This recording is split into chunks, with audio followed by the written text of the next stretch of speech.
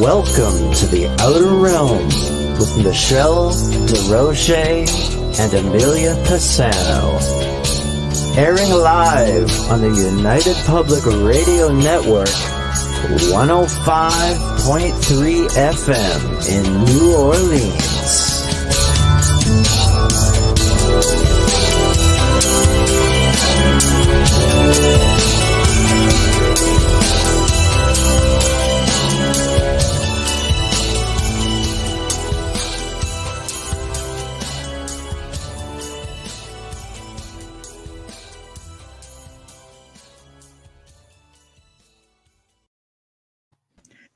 Good evening, everyone. Welcome to the Wednesday night segment of the Outer Realm. Hope everybody's holiday was awesome. Ours was awesome. Ours was quiet. Anyway, we are broadcasting live here on the International Public Radio via United Public Radio Network 105.3 FM from the beautiful city of New Orleans. We are fully sponsored by the amazing people over at Folgers Coffee. We love you muchly. And of course, Dr. Snick, aka Justin Snicker, the sonic surgeon. Yep. Award-winning composer. You can tell I've had a few days off of Halloween horror, sci-fi, and dark wave electronic music. Available everywhere that you can find basically any music streaming, Amazon, Spotify, iTunes, Bandcamp, etc., etc., etc. Tonight, we do welcome for the very first time on the Outer Realm, Gail Hayssen, I hope I said that properly, who's going to be touching on mediumship, remote viewing, paranormal, so much more. She sounds really delightful just dealing with her via email communication.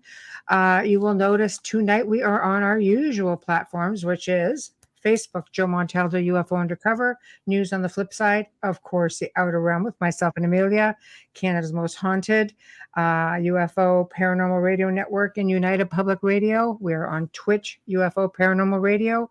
And as far as the YouTube go, we're on International Public Radio and UFO Paranormal Radio, which, of course, we'll see in the streams and we can definitely address.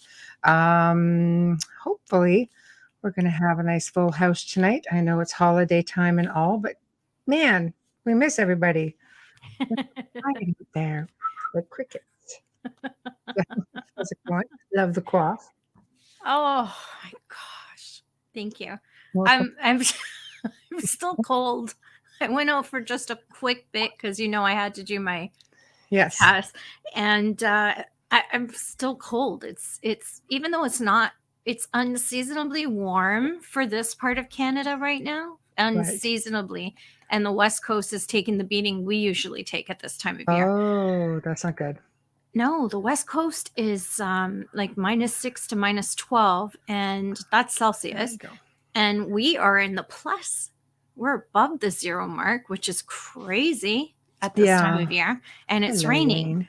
It snowed yesterday, but I woke up this morning and it was gone. I'm like, it feels a lot like the beginning of November, not really close to January here. That's okay. I'm good with this weather. A little bit hit and miss, but the almanac says we're supposed to be actually having sort of topsy-turvy weather like that. Beats a lot of snow and cold. I'll take it. It does. I like the above zero bit. I'm so worried when it comes to this kind of stuff, right? Because of global warming and everything, and it freaks me out because it's like really, and Ontario, Canada is like there's been so many flood warnings and there's so many things to be concerned about now. But at least they're allowing rain barrels back. I don't know if you remember, there was a time where you weren't allowed to have one. Like what? Yeah, what? But now they're promoting them to absorb the water in the urban city, but whatever urban areas. But anyways, I'm just beat from Christmas. What about you? Yeah, it was quiet. Just behaved ourselves, stayed put, and it was nice. It was nice and quiet, much needed, because I have to say it's been. For me, I don't know about everyone else, everybody's busy, but I do several shows a week, not just our own, but other people's shows. And I research all the time. I deal with people pretty much every single day, and it's just like, I still keep doing that. That part doesn't go away, except for all the shows. But the research still happens, and just because I love it, and I don't think it's sort of like becomes almost addictive. And people, when they're having problems, doesn't really matter when, right? So that's just the way it is. I know. Yeah. I know. So that's okay, but that's we're going to roll right into 2022, probably much the same. Very quiet here as well. And for the new year as well. It's just that, without getting into it too far, it's just a little too risky right now. It's too easily spread. So more than, anything to protect my daughter. But it is what it is. We're not new to this. No. This is, this isn't new. No. But hopefully this time next year, things will be more resolved and more in control, because I do believe we're at the end of this. Yeah. Well, I will take your word for that for sure. Or we can ask our guests tomorrow night. No, yeah, exactly. We'll figure it out. Oh yeah, it's gonna be a big old question for that. So, but tonight we have a really interesting guest also. I have just fired her off the link. So if you want to just slowly. Yeah, I've hello, Wes. Best wishes for Happy New Year. Sorry, same to you. Oh no, I Hi, can't Jamie. see anything. Hi, Wayne. Okay, go. Yeah, I don't see anything. No. Oh. No, I see your comments. I don't see anybody else's unless he commented beforehand. I don't know. I can't move. Well, we'll see. I don't know if my screen's frozen. Yeah. I don't know if my hi. Yeah. I think my screen's frozen. Just where the comments are. Okay. Because I tried to move them and they won't move. Oh. Yeah, as always with all of our guests, the extensive bios are on our Facebook page. Please come by and give us a like, and you could read more about them, as well as their links to connect to them, even though they give them out at the end of the show. If you don't have a pen or paper, don't worry about it. You can just go to our Facebook page and you'll find it there. So tonight's guest, I've been so excited to have her on, and I'm so interested in everything that she does. She's worked with shamans. She's worked with miraculous healings, remote viewing, had dreams that solved mysteries, and has been a test subject for scientific research in the field of metaphysics. Presently, she is known in the research community as a telepath, psychic, and remote viewer. So that's she's really exciting and super gifted. Oh yeah. As soon as she gets in here, we'll pop her on. Absolutely. Yeah. No, it's fascinating. I'm always fascinated by people's journeys. We have such an amazing variety. Hey, Zach, man. Such an amazing variety of people who come on the show. And we hear so many amazing experiences, things that they've been through, what brought them to present time and the path that they're all currently experiencing. It's like some of them are wild, and she sounds like she's had a really good time getting there. No kidding. I know there's so much more in her bio, but I don't want to give it away because I want her to tell the story. That's why I said, you can get more deeper into it by going on our Facebook page later. Not now. No, absolutely. I just want to make sure it did absolutely go through, and it did. Okay, good. Okay, I can see Joe's been. Joe's having a good time, is he? Yeah. Yeah. Okay. Oh, I'm waiting for the link. Okay, having trouble. I can go to StreamYard if you let me in.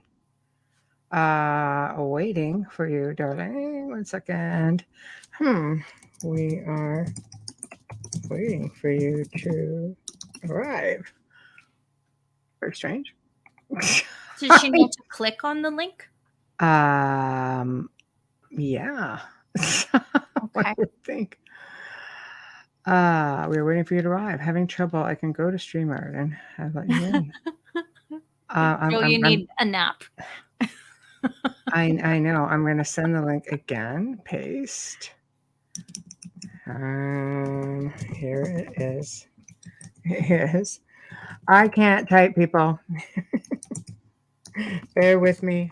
Hi, Rick. Rick, I can see everybody. Hi, Rick. Hi, Zach. Hi, Wes. Hi, Janie. Hi, Wayne. Okay, there not that I wouldn't have said hi anyways, but at least I can see everybody's name here.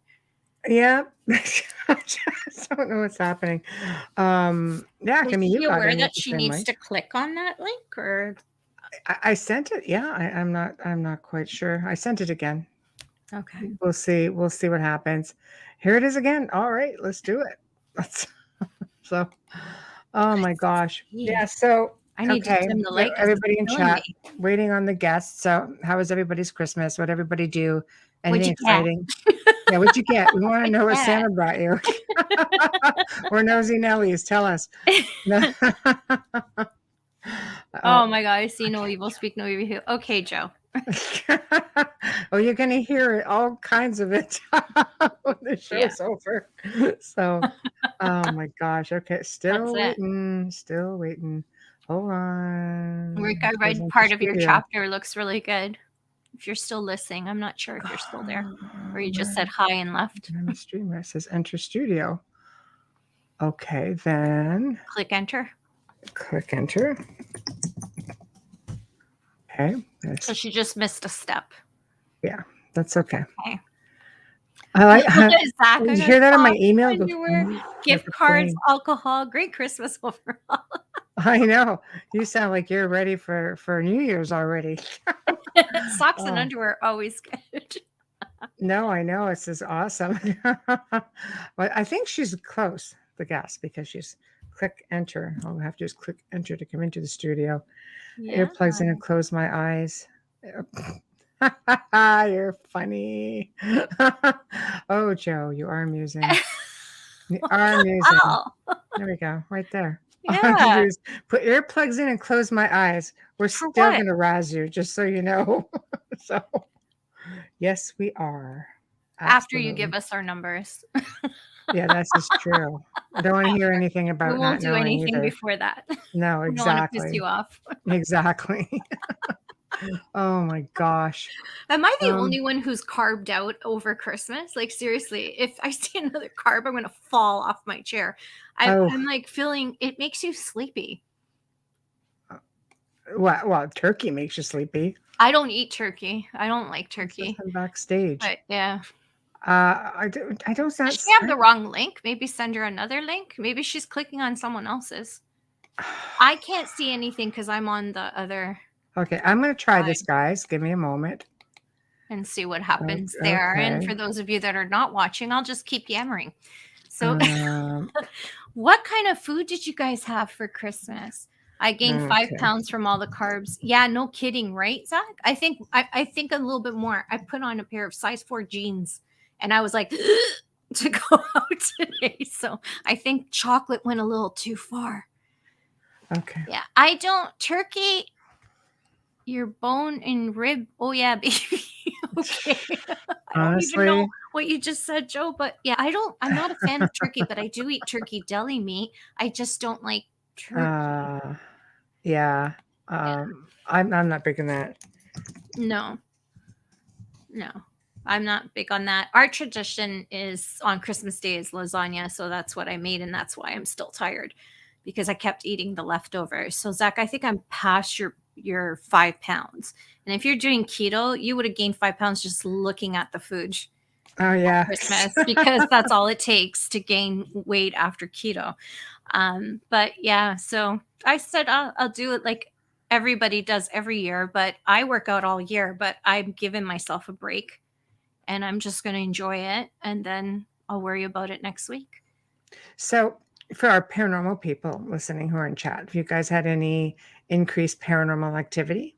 Yeah. Over the course of the last couple of weeks? Because I know here in the house, absolutely. Me too. Yeah. It really feels like, I tend to wonder if the spirits of the house here, because they're still very aware and if they still celebrate, because we've seen all kinds of stuff on the cameras, even like when there's nobody here and the cameras keep being set off and then you're looking and there's all kinds of crazy things going on, Yeah. I told you about my dad's silhouette in the television, which Mhm. I'm never in the living room. I really rarely sit. First of all, I hate the TV that's in there. It's a little Right. too realistic. These new TVs are so crisp that I can count people's pores and I don't want to. So Right. I hate the television in there, and I just sat down for a minute because I was talking to John and Savi, and I just sat down for a minute, Right. and because they're always watching sports in this house, Right. especially when you got a kid who's in the industry, so in the field. But anyways, I just sat down Right. for a minute, and as the TV went black to go to the commercial, I saw my dad's silhouette, and I was talking about something that he would have had a say in. So that was pretty interesting. How are we doing with Oh, Gail? she's struggling. Is she on Chrome? That would be the only reason I could see her not having not being able. And you obviously resent the link. Yep. I know. Yeah, I'm thinking that's what her Michelle's issue thorough, is there. so if you can't get in, it's something on your end. Yeah. Yes. So we will just have to bear with it a little bit. Yeah. So yeah. tell us if you had any experiences. Yeah, come on. Let us know in Paranormal chat. peeps. We've got That'd be Rick interesting. McCallum and Wes Coleman. I think Rick just said hi, ladies, and left. Oh, wow. Wow. Rick's 3 hours behind, so he's probably having dinner. Yeah, this is true too. He's in LA, so he's probably having dinner. Yes. Well, I don't know. Like I said, here it's been active in this house. Hear all kinds of things going on at night. This frequency thing's been happening a lot here also. I wasn't impressed stepping into that yesterday. I was just like, why did I do that? I know, it's just like really, really high pitched. I'm sorry, I'm having a whole other. Oh, he's here. Okay. Already on my tea. Husband's on his way. Oh, that's good. All She's right. got assistance. All right, hold on. I think she's just missing a step. Okay, we are waiting. Because if she was using a different browser, it would have told her. Oh yeah, for sure. Popped up and said something. So I completely agree. I completely agree. Oh, there she is. All right. Yay! Sorry, my husband had to come in. Hi. He had to come to your rescue, did he? At least you have someone who can help you. You're good. I guess every time I was doing it, I wasn't in the right browser, even though I hit Chrome. Oh, that's what I said to Michelle, psychic to psychic. If it was a browser, it would have popped up. Right, and it took me. I kept going to StreamYard, but it was like the last talk that I had been on kept coming up. Yeah, and so it kept saying, just wait here. So I've been here since before 6, waiting. Oh my gosh! You have to actually leave the studio because that's happened to me as well. Well, now that I have you, I'll let my husband leave, but he's going to have to give me Thank you. The ladies say hi. Oh, no, he likes Michelle the camera. Amelia. Aww. Okay. All right. Okay, so sorry. I don't know if this is a pre-record or a live or. Oh no, we are live. Oh gosh. Okay. Oh yeah, you're gonna have millions of people listening to you. So, hello, smoochy lovey, we love it. Okay, well, so we'll just start at the beginning again. And also, is everything good with the audio and the sound for you? You sound great. You look great. We are fine. I've been waiting for this show since Michelle told me she booked you. Okay, great. Well, I'm readjusting now from how can I get on to being here. There you go. That's okay. You're okay. So where I like to start, of course, is just, for listeners is we like to get into humble beginnings. What brought you to basically where you are today? Your journey, your story. Was it experiences that brought you into this field? Just we're gonna let you take it. You'll notice we'll let you talk quite a bit. We'll just intervene once in a while.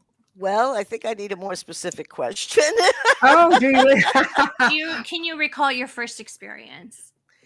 So everything we're referring to here has to do with the paranormal. Is that no? Whatever you want to talk about, it's your stage. It's everything. Yeah, we have people from all walks of life come in here, top of their field. So you have a wonderful bio. I guess my bio is interesting, but I never feel like I'm on any particular path. Right. I'm not really a researcher, and I'm not a. Right. I've been a Right. subject in experiments. Right. I But live a you work unconventional dreams. sort of life. What's that? Well, you work dreams, your remote viewer, your telepath. You have all kinds of fun stuff to tell us about. So maybe start there with your experiences there. What made you, were you naturally able to do this, or did you have to train to do this? Just tell us about your journey No, to here. no, all those things come naturally for me. I haven't really trained to do them. I Right. did take a mind expansion awareness course when I was a teenager, and this is the first time I'm using headsets, and so it's a Oh. little different. I'm not sure if I like it or not. Oh. Anyways, because I can hear myself kind of muffly talking. What you can Right. do is leave your left one on where the microphone is and just flip the other one up a little bit away from. That's what I do when I wear a headset. I use think one like a phone and I slide the other one back. Leave that one Oh, on because you have your microphone. right. Take the other side, the opposite side, and just slide it off your ear. There you go. All right. You feel All right, better? Feel better? Oh, that is different. Yeah. Oh, much A better. lot of years on a stage Okay. singing, Yeah. just saying. But Right. yeah, I don't know anything 'cause about you two, but I it I drives can't you interview crazy. you. Yeah, it drives you crazy when you have Yeah, it sounded very yeah, muffled. I I'm not understand sure. that. I may go back to the just computer. Anyway, so uh, when I was a child, I had unusual experiences that seemed sort of normal to me, but it was only in finding out in later years that other kids and things didn't do necessarily some of the things that were happening to me. And I would say I would begin that with at a very young age. I was doing either astral projection or out of body, but I would sort of leave my body and travel around and see the people sleeping in my house and see myself sleeping. And I thought that was normal, but I came to find out that wasn't until I've been on shows Oh, like these where I found other comrades who, yes, that's what they experienced as a child also. So I don't wow. think it's that uncommon. I think it's common. It's just a matter of the memory Mm, or the person not forgetting that that had happened to them as a child. mm, As a teenager, I was involved in something called mind dynamics. That was a awareness mind expansion kind of a course, mhm. and it taught you how to go and do medical diagnosis on people's that weren't present in the room with you. So it was something you were doing at a distance, Wow. but there would be all the information written on a card that would tell you whether you were accurate or not on the person's illnesses. And I Mm, did that for about 2 years from when I was 16 till about 17 and a half. And I would do it, you know, on stage. I was a volunteer in the organization, and they would use that sort of information to sell the course to other people to take and say, you know, after 2 weekends of this course, you can do this diagnosis also and work on healing your friends or healing your family or healing distant people you don't know. So for that couple of years, that's what I was doing, which was doing, you know, distant healing on people and doing demonstrations in hotels and places in front of large groups of people so they would sell their course. But what mhm. it did do was give me lots of tools and open up and show me ways that I didn't know that I was capable of doing things that were natural for me. But now all of a sudden I had skills to do other things like medical diagnosis. Right. But I stopped doing that when I was 17 because I had a very negative experience doing it where I was feeling like I was starting to get possessed by someone who was dying. And Oh, so after that experience, I decided that for the rest of my life, I was never going to do anything except for the natural things that happened to me. How And there were did wow. you come plenty of about them. how did you come about realizing that someone who was passing was trying to step in? Because I saw, well, it's very difficult to explain because it was a dream. I had to do an exorcism to get them out of my field or whatever the energetic thing that they were doing to me. And during that type of dream, that was really more than a dream because I had all of my senses in it. In Mm-hmm. that time, I saw exactly the place where I had done the healing on this person was part of the dream, and I could see the person in the dream.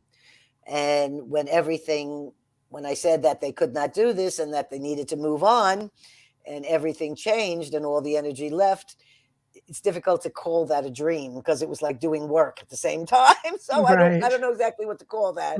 Yeah. But, you know, it was, I would say it was a dream-like state, but I wouldn't really call that a dream, what happened during it.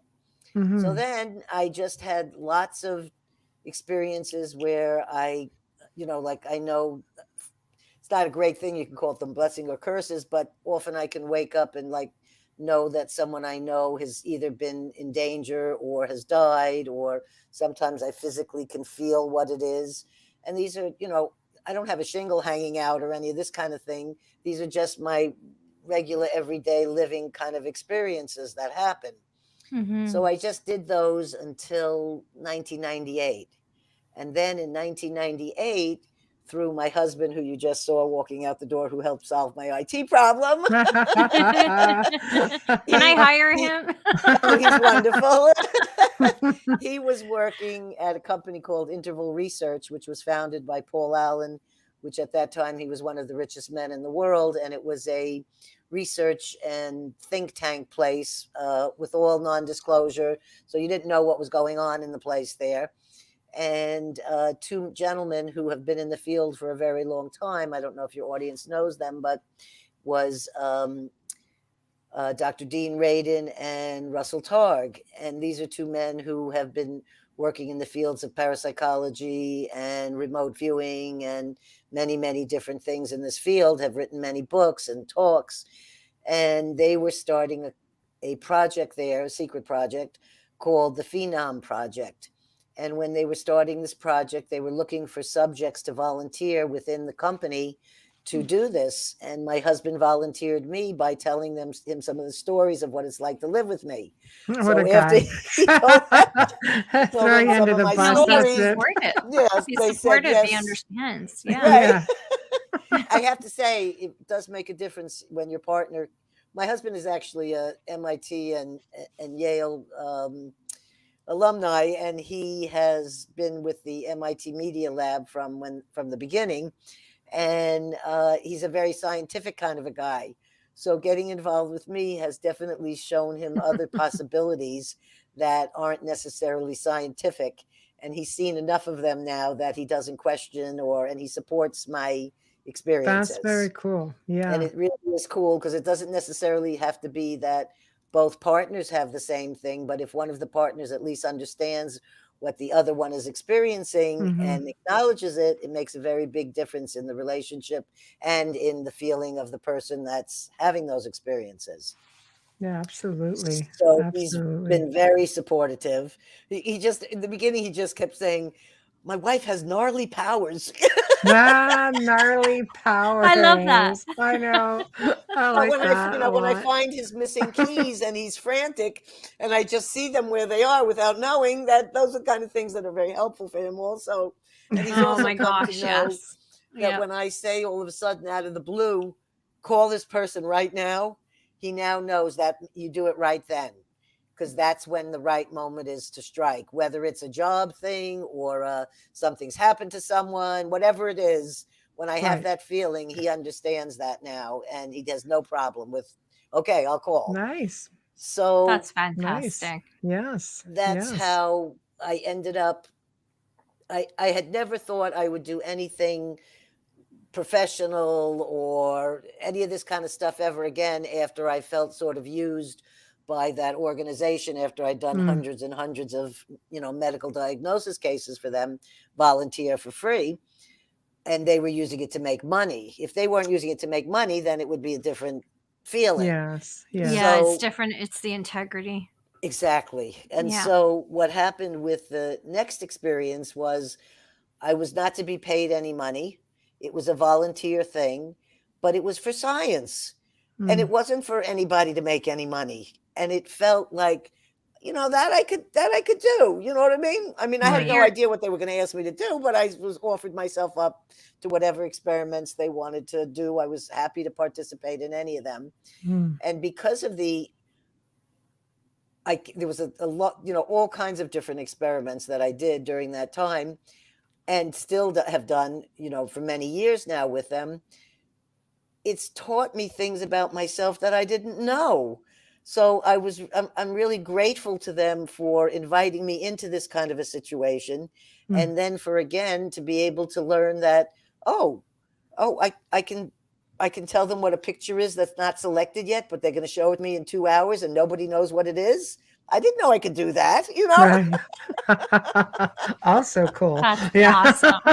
Or I was in another experiment where you're just hooked up to a lot of different electrodes, and they're to do with your sweat, your heart rate, your different bodily physiology glucose things, and blood pressure and right? pulse. So I'm all hooked up to all this different stuff, and in that experiment, it had nothing to do with me clicking a button or saying the answer. In that, they were seeing whether my body could sense danger before danger comes. So you would look at a group of, say, I can't remember, it was about 40 photos or something. I'm not sure exactly. And they flash by for a few seconds. It's not it's not like you're looking at the picture for a half a minute or 2 minutes or something like that. It's quick. Yeah. And it's quick, but the machines tell whether your body senses the fear before it's going to come. And they don't know, because it's a random number generator, they don't know when the scary accident victim from a car crash is going to come up. But my body, these are the things they tested me for. My body could sense those things before they come up. I think it's a very similar feeling to anyone that's a mother or has experienced the fear of a child being endangered, or them knowing exactly, or preventing them, or, they get an adrenaline rush and they grab the kid before the car gets them. It's that same kind of, all these things. Everybody has all these things. It's just a matter of how much they are opening up to the ability to know that, the more I listen to my inner voice, the more I can be directed with intuition, say, than my actual mind's direction. It's all about trusting your feelings, right? Trusting the voice. Yes. And or whichever way you're getting those messages, just trust it. Whether it's pictures or bodily feelings or your stomach, or, like with some people, they may get a feeling in their stomach, in the gut. And in that gut feeling, it's telling them something. But as we get older, sometimes we push those things to the side because we've been told, don't be silly. What do you mean you had a hunch? Oh, no, that's a coincidence. And those kind of things, make it harder for that voice. It kind of quiets the voice a little. And I think that's one of the best things to share with listeners, is that they're all, if you want to use the word psychic or intuitive or whatever this is, everybody has this in them. It's just a matter of, opening up to the possibilities. Right. I agree. There's, a lot of people who theorize out there that, oh no, we're not everyone is gifted. But I do agree with you. I am of the same mindset that everyone has more than the senses that they're taught, that there are other senses. And, as children, they probably use them. Oh, they did. quite readily, right? And then you just tend to lose them. I think life just does that to you, and some people retain them and others do not. Tamara says everyone is wired different, so indicators are different. Absolutely. Great way of saying that, Tamara. Yeah, that's a great way of saying that. It's so true. I always say, the reason why homicide detectives are so amazing is because they trust their intuition. They trust their gut. They trust the clues to lead them. And that's kind of like psychic, where you have the vision and you have these, some people see photographs, some give voices or whatever, and you trust that direction. And that's what they're doing. They're trusting their gut.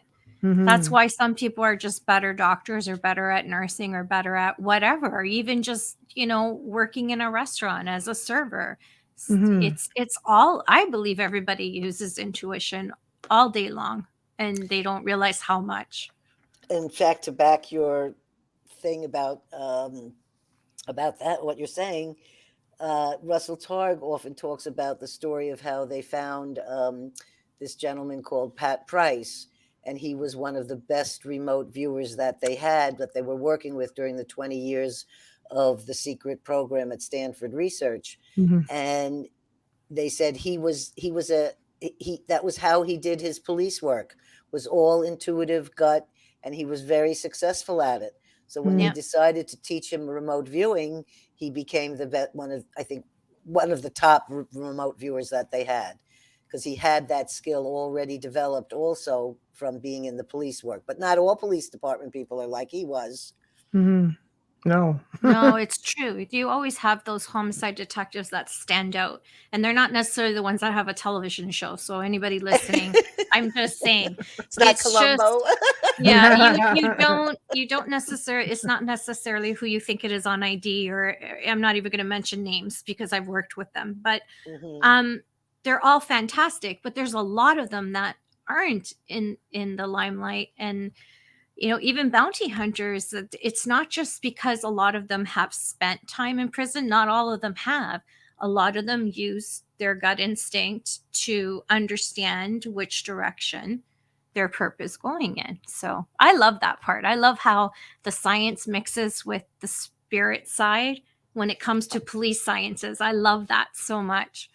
Well, I have to say that actually I'm finding that more in the science community, period, because I've been involved with, whether it's somebody speaking at a conference, or if someone I know and have become friends with, but I've been involved with this sort of remote viewing community and people of that type of like mind for 20 years now. And I've noticed that in the conferences and things compared to the conferences I went to 20 years ago, to the ones that I go to now, same conferences, the people are discussing and blending spirituality in with the science. And I didn't see much of that 20 years ago. So I think that that's really happening. And I think that on my podcast, I've had an interview with Dean and with Russell, and we talk about spirituality and meditation and how these things have affected and how long they've been doing this. And who knew that some of these scientists have been meditating since the 60s? So it's not something you think, or until you start having an intimate conversation to find out, oh, that's very interesting. I thought, these scientists didn't think about science. That was back in the 60s, wasn't it? It was, but not when you're in that field, right? But they may not have been in that field right away. Like that was the 60s where was the age of just everybody was just so willing to try different things and opening up the subconscious and zenning out. And I'm not at all surprised. Hey, I was at Woodstock, 4th row in the front there, 1969. I was 14 years old. No better zenning than that. I ended up recently in the 50-year anniversary in 2019, I went back there for the first time in 50 years. Because I live in California now, but I went back because I was invited for a book release party by Dan Buxton, which was a book called 50 Years of Peace and Music, Woodstock. Nice. And I ended up being a contributor in the book, and all my photos I took when I was 14 are published in this book now. And oh my God, how did that feel, Gail? Oh my God, I can't tell you how it felt being in Bethel and on a stage, talking to, a room full of people about my Woodstock experiences. And I'm sitting there with Amalia Rothschild, who was the photographer for all the years of the Fillmore East. And her and I stayed at the book producer's house, at Karen Greenberg's house. And so I got to meet and get involved with all these different people, and it felt like Woodstock all over again. And now we're all friends, and we all send each other cards, and I've come to stay with them, and they've come to stay with me. And that Woodstock thing, beautiful. And the other exciting thing was, because of that, they had different things that they collect for the museum. They want oral history, photos, written. So I've been asked to do all of them, and I've contributed to all of them so that they're forever in the archives there at the museum. In case I ever have any grandchildren, you never know. They can go and check up their old Granny Gail. But like, how fascinating is that? You're a 14-year-old hippie, 14 years old, and you were part of such an incredible piece of history, a first for many generations at that festival. Hey, at the 40-year anniversary, I was supposed to have a few people over to do they were going to jam and play piano. My husband plays keyboards, and someone got sick, so they canceled. And while I was making apple pies for this, I turn on the Woodstock video because I figure, it's the anniversary, may as well, have it in the background while I'm cooking, right? I had looked for myself in books and the films for years and never found myself. On the 40-year anniversary, there I was on the giant screen, a blonde flower child holding a daisy. Oh, I love it. That's a typical look too. Yeah, very stereotype, but it's so cool that you got that. It was at the 100th minute, and my husband kind of captured it off the film, but I can't express the emotion and crying that I had in seeing this because I was looking for a little gray-haired person for some reason, Oh, that's funny. Old soul. Old soul. We'll go with old soul. Yeah. I think that's fantastic. That is so cool. Though. It was one heck of a movement. But right, it was all about love and light and evolution and personal journeys. It was freedom. It was a situation that you can't even understand how challenging it was to be with almost 500,000 people squashed like sardines in the mud and the rain with, no bathrooms, no water, no gas, no food. We happen to have had so much that we brought with us that we never wanted for anything. And we shared everything we had with everyone around us. But no event has ever been like that again. No, it's a piece not of even history. Coachella. Yeah, No. and I know they've tried to do that, but it was a special That's the moment. same. There's only one Woodstock. You can't redo something so epic. No. You can't redo it. No, and I think that it had to do with the climate. There was a tremendous amount of psychedelic drugs expanding everyone's minds. Yes. There was a time of the Vietnam War and the amount of unity in protesting that. Agreed. When 400,000 kids were singing "I Feel Like I'm Fixin' to Die" Rag by Country Joe and the Fish, which was, a protest song against the war, there's the feeling of that oneness with all that much humanity. Yes. It was a very special thing. And you can't recreate that. One last thing about that, because it's such a great memory for me, Please. is that one of those interviewers said to me, "Have you ever tried to find the guys you went with?" And I said, "Well, one of them was my dear friend and became my boyfriend and my first love." And I said, and he had passed away. And the other three, I said, I never actually tried to find them, even though we grew up on the same few blocks in Flushing in New York. So I had decided that, okay, he's right. So I typed in the Google searches and, tried to do these things. I didn't come up with any of their information or contact. But oddly enough, I'm in a chat group called Friends of Flushing. One of the guys found me there, sent me a text exactly in the 2 weeks when I was looking. And after the guy had said, "Can you find him?" See, a positive side to social media. Yes. And it came up and it said, the message said, "Is this Gail? Because if this is Gail Schneider, I've been looking for you for 40 years. Wow. Oh my gosh. He lives upstate in Pennsylvania. And he said, when we got together and got to speak with each other, he said to me, "Do you remember when you came back from California to visit me?" And he said, "I was tripping on acid and you did a tarot reading of me." And he said, "You told me that I was going to be a farmer." He said, "I just want you to know I live on a few acres of land and I have chickens and bees and fruit trees and I farm." Oh, I love it. I love that he has bees. I love that. Oh, and he was just the sweetest guy. So because of COVID, we've not been able to see each other because that was 2019 when we found each other. Yeah. So that was a really positive thing of, that whole way of internet really giving you something back. That's beautiful. What a great story. Thank you so much for sharing That that. is I feel like wonderful. I've got a little, insight to that history.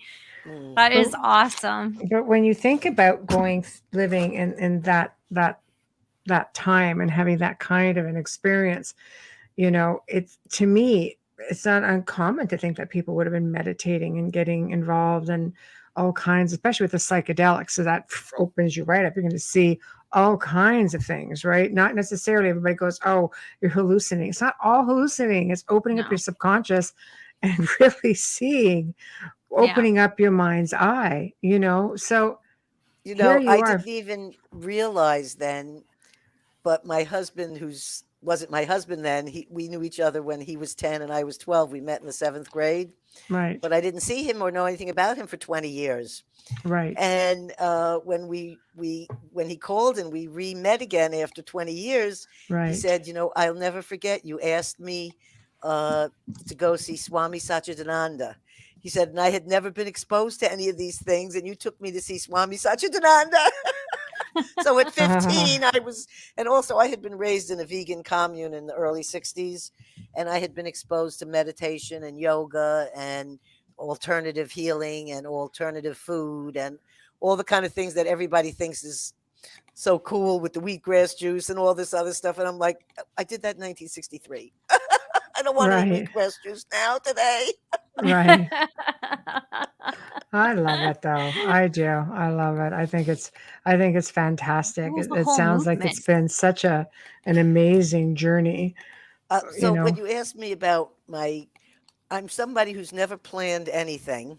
Right. And I've never made thought out, this is what I'm going to do. I never wanted to be married, and I had numerous marriage proposals, and I've been married twice now, from my first husband and now, and with my second husband.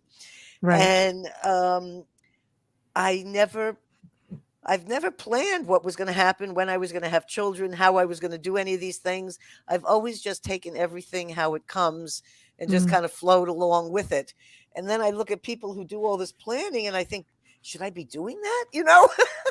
I'm 66 and I've never done it yet, so I don't think it's going to change. No, you gotta do what works for you. Live on the edge. Yeah, you gotta do what works for you. It'll change who you are, I think, if you do that.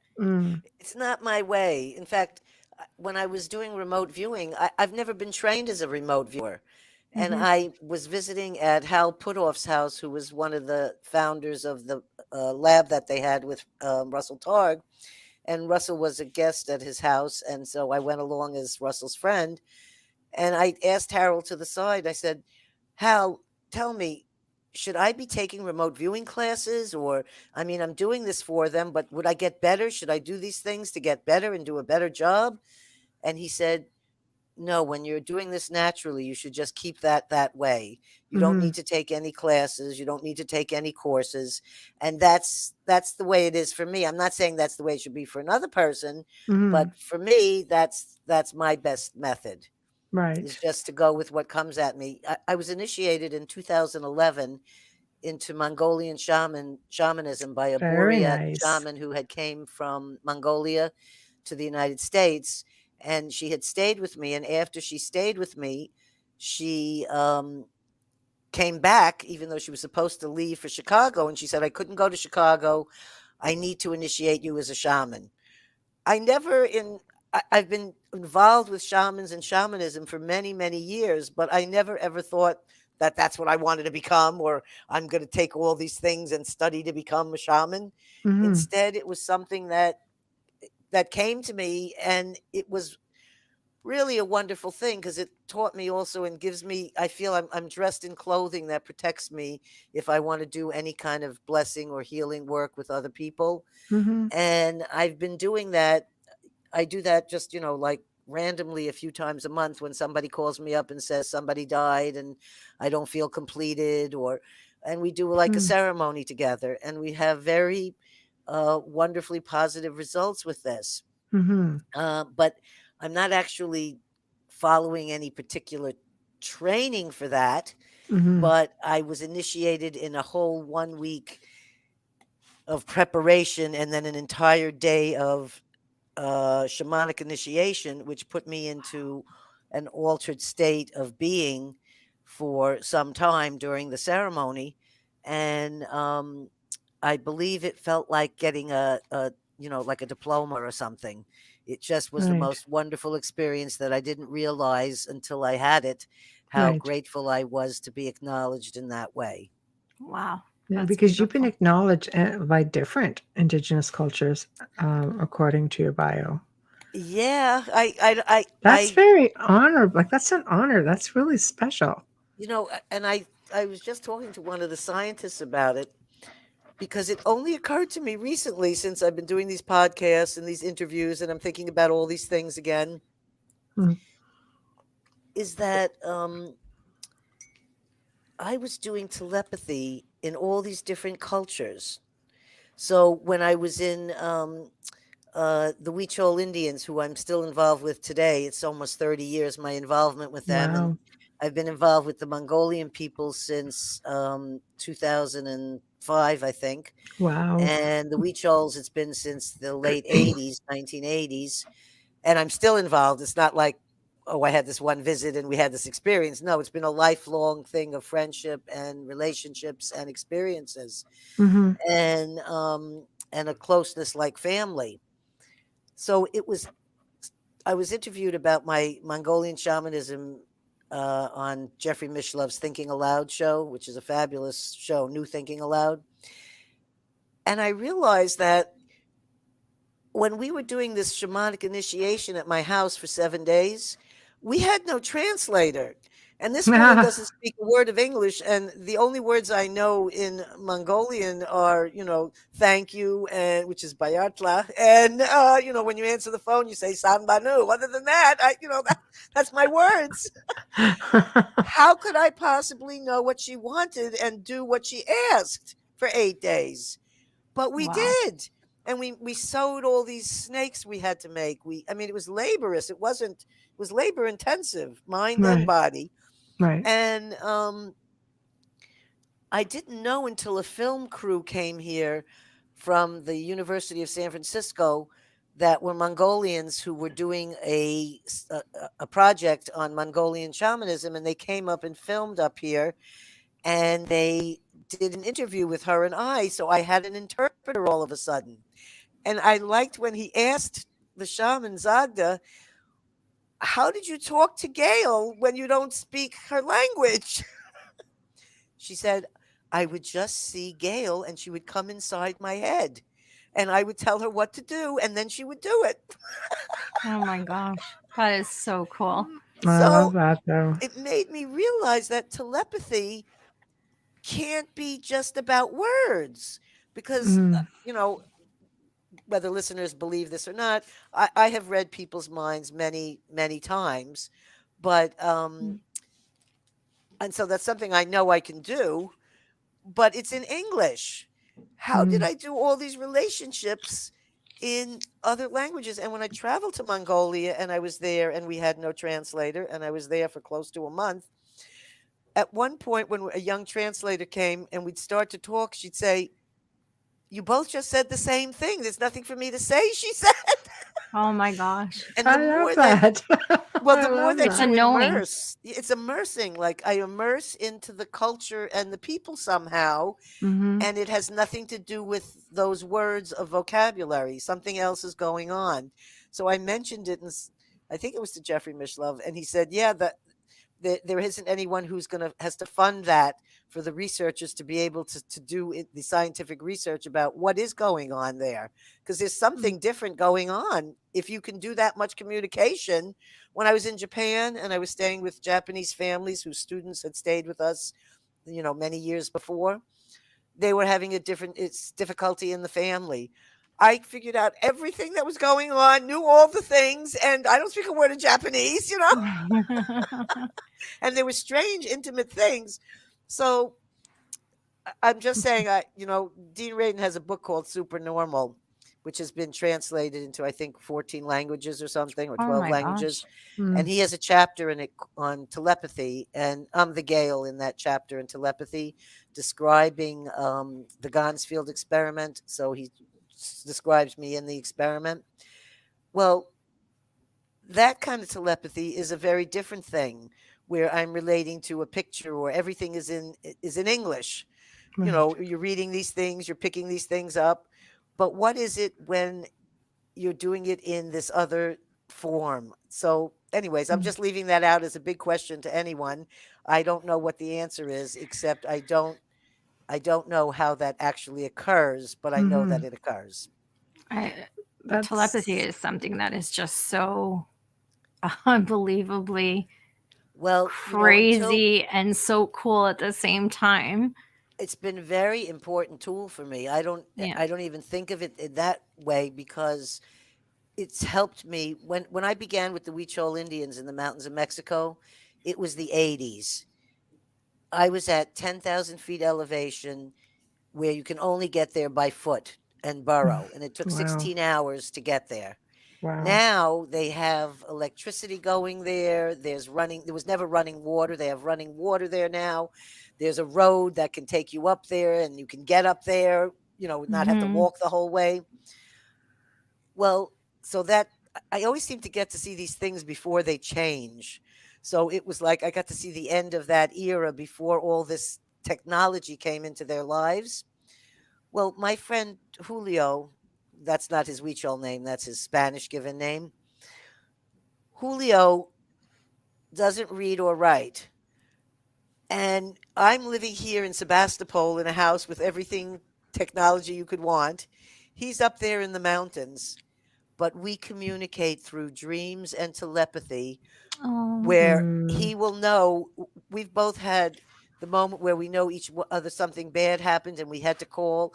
So he is someone that I would use telepathy with all the time because there was no other way to get a message there. You couldn't just send a letter. You couldn't make a call.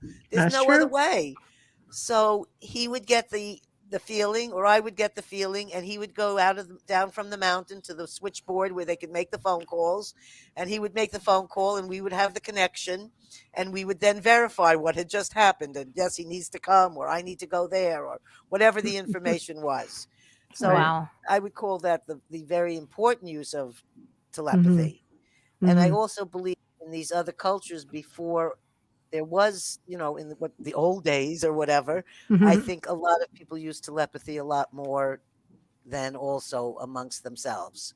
Do you think that, in the new age of cell phones and cell phone towers, and do you think people who potentially have that ability are somewhat being like jammed up because of all the satellites and I mean literally everything messing with the frequencies? I'll tell you, I don't know, but I feel like it could do that. Yes. Because there are times like how it feels like in my house energetically when the power goes out completely and there's that still quietness. It just feels like that's really, even though we're all I'm hooked to my cell phone like anybody else, I don't want you to think I'm not. Yeah. But I do think that the ways of not having so much frequencies and things all coming at you, I think that definitely affects you. And it really depends on how sensitive a being you are, how much it affects you. Some people get affected very deeply by certain things. They can't be in, certain areas or things like this. Myself, I find being in large crowds of people or being in big cities. I mean, I grew up in New York City. It doesn't get a lot bigger than that, I know. I grew up Exactly. in Toronto, so I understand. And I've been to New York City. And when I was visiting and I stayed just off of Times Square, I was right there. It was the worst 5 days of my life. It really was. I loved the city, but I loved leaving Manhattan. I didn't, when I walked up to Fifth Avenue, I could breathe. And it wasn't because Tiffany's. It was because the people just thinned out. But in Times Square, if people don't understand the concept of that kind of size and, city, that energy is really, but that, and then the lights, the talk, the tourists, my head was like this. And that's where I said, like, whenever we left, where I was happiest? The Bronx and Brooklyn. When we were checking those places out, I was like, I can breathe. This is good. Did you feel like that growing up there? The neighborhood I grew up in was Queens in Flushing. Yes. Queens is beautiful. It was a very beautiful area. I don't recognize it now because there aren't even any signs in English anymore. It has been taken over by the Asian population. Oh, really? Which is I didn't notice really that. Interesting. Yeah. And the homes like the home my father sold, he could have gotten a lot more money now, I know, but that's always the way, right? Always the way. And Coney Island, I mean, come on. My great aunt, beautiful. that's where she lived, and that's where we visited on a regular Coney basis. Island? In Coney you can't Island. go there and not have a burger or a hot dog. I mean, my God, that was right down the street from the boardwalk. How did you feel when you were there? See, the boardwalk for me was so amazing. I left New York. Like refreshing. I left New York when what happened was my dad had dropped out and grew his hair long and got a pickup truck and took my 2 brothers and told my mother he's going to go to California and he's going to find a place to relocate. And I came out to visit him. I was in high school. I had just had the Woodstock experience. And he picks me up in this pickup truck, and I'm all dressed up like a New Yorker with, shoes with a, kind of a wide heel on it and a long maxi coat and a long maxi dress. And I'm going into the woods here, and I'm stepping on my first banana slug in the shower, and I'm finding gross bugs and things I'd never seen before. And it's all communes and everybody's all living together and everything's a crash pad. And my dad loves this whole lifestyle, a gypsy kind of lifestyle. And I had never seen that type. I'd never sat by a creek. You know what I mean? I'd never heard the sound of running water. I never went to camp. So, it's like I didn't have a nature.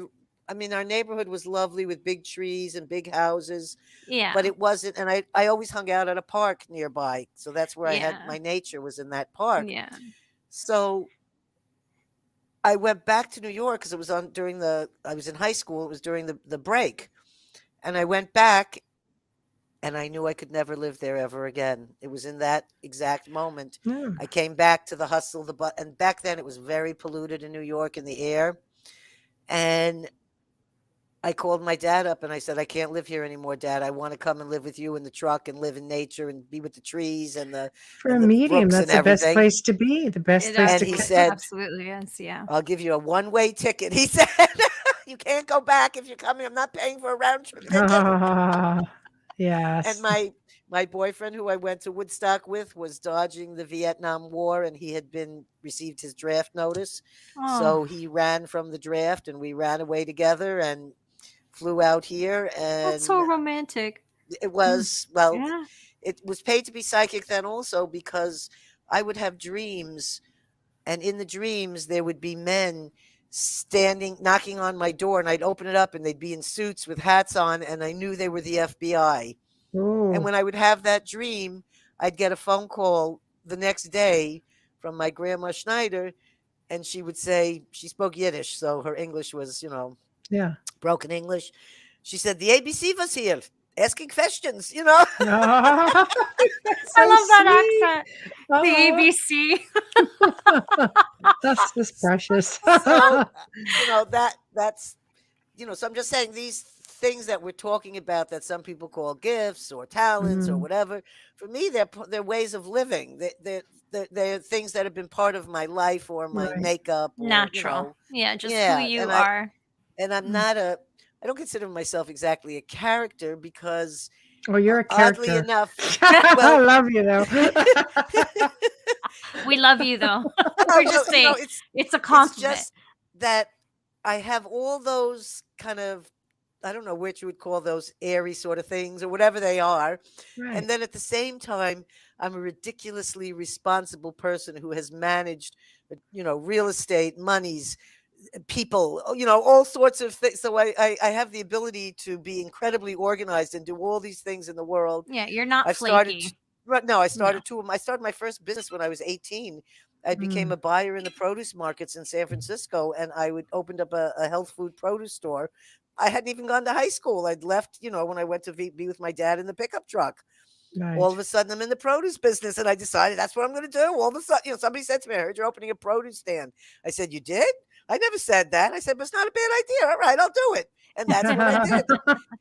And a lot of beautiful things came out of that. Children and weddings and people. It was a place where people would come and meet other people, and we'd have music on giant reel-to-reels playing. So 6-7 straight hours of rock and roll music, and you could come in there and just have a wonderful time shopping. That was a different San Francisco. Well, this was here where we lived. That was I brought the food. No, you'd have to go to San Francisco to buy everything. Yeah. I was up here in the country in an area called Sonoma County, and this was toward in an area called Guerneville. Right. So this kitchen, it's now a commercial kitchen. I turned it into a commercial kitchen, but when it was a produce stand, I brought products in that from San Francisco that wasn't up here, bagels and different foods and things that you had to go to the city to get. Yeah. So I had a wonderful reputation. I had a wonderful experience doing it, and I worked 7 days a week. and I But you was loved young it. and had plenty of energy to do that then. Yeah. Yeah, you loved Yes. it. Have you Yeah. ever looked back at past lives to see if anything connects to who you are now? Well, I've been regressed. When I told you about that time when I was working for Werner Erhardt at this Mind Dynamics, this is just before he started EST, he Mhm. decided at the St. Francis Hotel in front of 400 people to put me on stage and regress me. Wow. I had never been regressed. I did not know anything about it, Oh my but God. I can tell you that it's definitely a true thing because my dad was sitting in the audience when he was doing this, and I was saying things that only my dad knew the answer to, not me. And I didn't know why. It's what 1957. Why is going on? And so I would, as he kept saying, and now you're at this age, and now you're younger, and I was spewing out things that happened that my dad could not. That was a secret that my dad couldn't believe I was saying. Oh, wow. And then he regressed me back to what I believe was another lifetime, Mm. and I think it might have been Ireland. Actually, was the place. But in the middle of doing this, he all of a sudden said, "Oh, time is up. We have to stop now." And I just remember being on some cliff in these very like burlappy kind of grayish clothing or something. Yeah. And I think like I might, and it was steep cliffs by an ocean. And many years later, when I saw some photos of Ireland, I said, "Oh my God, that looks like the place he regressed me to." So that's the only reason. It's not that I've had an affinity for Ireland. It Right. just looked like what I experienced when he did that. And it left me sort of hanging to a point where I did a therapy session with someone to finish it because I'd felt like he didn't know what he was doing. He was just, "Oh, yeah, we're going to regress." You know what I mean? It's not like he was a professional at this. Right. And Oh, when wow. the therapist regressed me back there, we sort of finished out the rest of the experience. And I think that it was possibly a place I had died or passed on or something ended or something happened there at that Mm. image. But you know, in doing all these things and speaking with all these people and hearing all these different things about consciousness, I'm not sure what happens except that the body's dead. This piece of flesh, that's definitely done. You know what I Mm. mean? Yeah. But the spirit or the essence or the consciousness or something I know lives on because I've communicated to it. Mhm. But I'm just not sure about the whole reincarnation thing, exactly how it works, or the past lives, how it works. Like you just jump in a body all of a sudden. I don't really know that Mm. what the actual With the schematics of the of the yeah, process goes. Right. exactly. And I Right. don't even when watching my father dying, it was like you could see him reaching up and that some people were reaching down to him. Mm-hmm. And I was with my mother and my brother at the time at home when he was dying. And even my brother, who's not into spirituality or any of this whatsoever, we all saw the same thing. We all saw the hands reaching down and him like connecting somehow to this, like he was going up to the spirits of his ancestors or family. Mm-hmm. Mhm. Whether we all imagine that, whether this really is true or not, I can't tell you 100% on these kind of things, except that I know something is living on. There Mm-hmm. is something there, whether it's an invisible energy, whether it's, uh, you know, the Akashic records, or I don't know. It's I something for just sure. know that I've touched into this when I've touched into the spirits of dead people. Mm-hmm. Mhm. Have you ever had, and I'm only going to ask this question because a lot of people who have um, are they have experiences where they come back very intuitive. They can remote view. They are telepathic, and that's being an abductee or contactee with extraterrestrials. Now, it's only September is when I started my podcast show, A Small, Medium, at Large. Right. I like I that. like And that. but, I wrote a book that I'm working on. It's with a publisher now. I don't know if he's going to accept it or not, but I'm hoping to be on a show soon and saying, yes, I'm finally publishing this. I'd buy that book. And well, if I don't, I can I'll do self if I don't end up with this last publisher. But anyhow, what was I answering the question of? I got sidetracked. Abductions, experiences. So I had not heard about that until September when I started being on all these different shows. Right. So I started listening to other people's podcasts. I'd never even, all of a sudden I'm doing a podcast. I never even listened to a podcast. Now I'm listening to all these podcasts and this whole new world's opened up.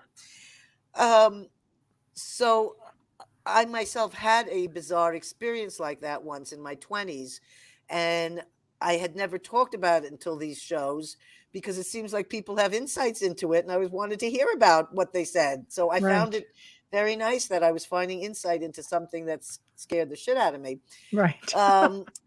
But I would like to add to that list because I'm not sure about the abductee things. I kind of hadn't, there's a part of it that gives me some sort of fear.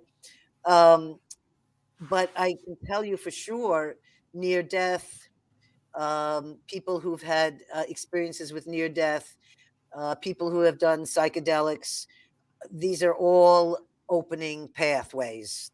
Yes. I think that's definite. There's no question about it. Even if they may not notice it that minute or that, if they start to look back, they may start to see a change that did happen in their life. And it just depends how aware and awake they were in experiencing the near-death experience also. Yeah, but I can hear about the abductees, and I all of a sudden the other day I said, maybe I should ask for one of these downloads.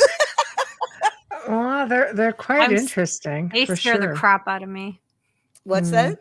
Downloads, the whole alien thing scares the crap out of me. Downloads are interesting. Have you had that happen? Have you experienced that, either of you? Yes. Yeah, many times. So Michelle has, but Amelia hasn't. Amelia's just in denial. Amelia's got enough on her plate, speaking to dead people. I'm always saying, yes, you have. Stop it. No. But whatever, don't listen to me. What do I know? It only happens to me all the time. I don't permit it. I'm just like, hell to the no. It's not happening. I know. It's true. No. It's true. It's bad enough I talk to dead people. And people who are in ufology say to me, well, we don't exactly believe in that. I'm like, really? Are you serious now? It's funny because anybody who's in the paranormal will eventually move over to ufology. I know myself, I've done so many, worked with so many people who have had, horrific experiences, and you go in there and there's also an extraterrestrial connection. So you start wondering, how much of it is one and the same. So eventually we all move over, and, I think having experiences as a child and completely not thinking about it all the way into adulthood. Because I had a son who at the time was just terrified of aliens, like Grace. And I'm like, why? Not even thinking about me, watching too much television. But then as he got older, he started recounting experiences. I was mortified. This kid at 5 years old was going around battening down the hatches and making sure windows were locked on the upper level, which would have been quite a feat to get up onto the second floor where the rooms were, and making sure doors were locked. And I'm just like, wow, but in his mind, that helps. I didn't have the heart to say, well, actually, they don't need to do that. They can just slide right through the wall, But then into adulthood, it starts, only recently really started coming back. Well, my first exposure to a UFO was when we lived in the vegan commune. Right. We'd have speakers that would come from all over the world to talk about health and spiritual things. And we had a Hindu monk who lived with us. And wow. So I used to see yoga every day going on.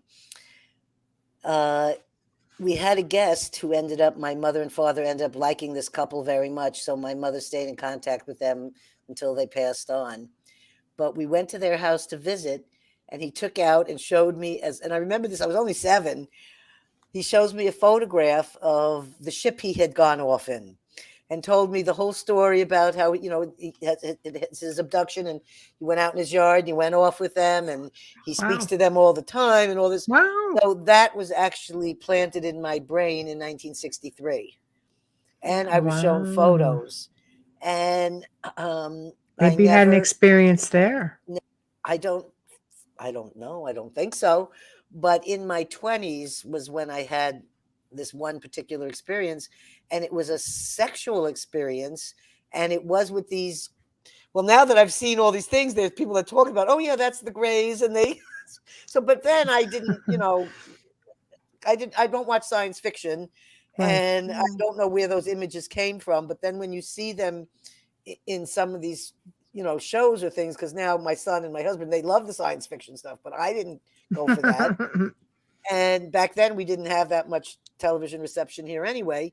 But I saw some different spots in films, and I'd seen this one other thing where it seemed like the place I'd been taken to when I felt that I'd been taken from my bedroom here, though my body was still here. It felt that I was taken away, and I was taken to this place, and I felt like I was examined and probed and done sexual things to. And then I was put in sort of like what a honeycomb looks like, all those little, and then I was like put into something like that. And the whole thing terrified me. And I didn't know when I came back or woke up whether that was, because it didn't feel like a dream. And I know my dreams. And this was so real that, as I said to you, it scared me so that I said, I never want to think about alien type things or any of this ever again, because if I do, then something may happen like this. And that was what I did. And I never discussed it with anyone until I started this craziness in September with all these paranormal shows that I'm on. Everybody's got aliens in the background, you know? Oh, yeah. Right? Yes. Well, our show right now. varies around all kinds of different subject matter, not just like paranormal. We actually do very little of it, considering that I've been in the field for like almost 19 years. But extraterrestrial seems to come up in many different fields. It's not just necessarily paranormal or ufology, or it's like ancient history comes in. Somebody comes in and starts talking, and bam, we're back onto aliens. And it's like, it's like, near-death experience, bam, we're back on aliens. I'm like, is there anything they're not involved in? This little bubble-headed dudes? Like, honestly, it seems to be in a lot. Astral projection. It's aliens. Also in mainstream media now, which has been a long time that's been not spoken about. Yes. And I have met, when I was at that trip in Austin, Texas, meeting with Hal Puthoff, there was a woman I was driving in our car who was I can't remember what her name is, but she had gone to see the man who was dying, who had been at, I don't know if it was Area 51 or which particular thing it was, but she went to interview him in Europe before he died to get any more information from him. And I sort of have chose to like cut that, like say, oh no, that's not real, it doesn't exist. But now that I've listened to these shows and heard these different responses about, oh yeah, many people have experienced a sexual thing or this kind of thing, or being, now I'm starting to feel like, oh, maybe I should be checking into this, or I should find out what's really going on with this. Or, I can't put it into the, oh no, this is crazy anymore. It has to be that there's something going on. And if there wasn't internet and people being able to share their stories, you can't find the commonality that other people are having. You wouldn't be able to know about this, because this is not something you're going to hear in mainstream media, this kind of abduction.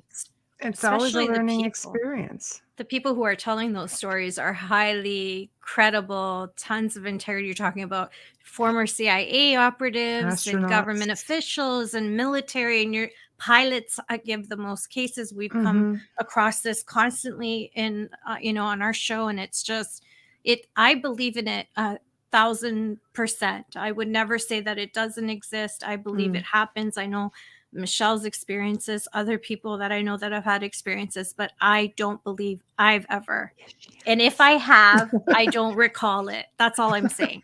Well, it really does scare the crap out of me. There's no lies. Oh no, Tamara said just look up. Yeah, no. But my husband, who passed through earlier, and saved my day here.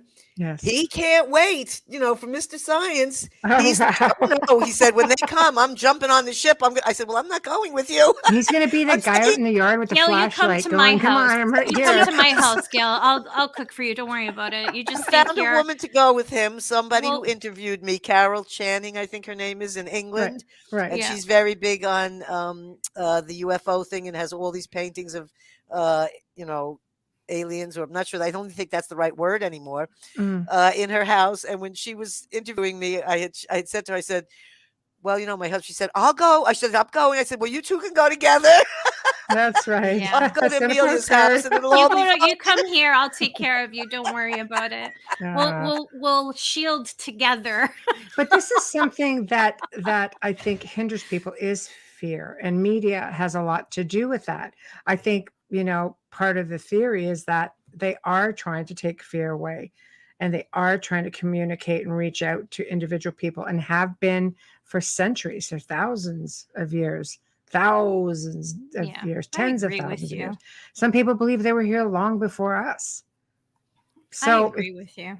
Like interterrestrial, basically inner here, or again, multi-terrestrials. It's just dimensional. Like, I don't know. There's a lot to it. It's all fairly interesting, but a lot of people who have abduction, history come back stating, all of a sudden I was psychic. All of a sudden I could read minds. I could hear things. I can communicate. I can remote view. I can tell the future. I can be just like, I just had to ask.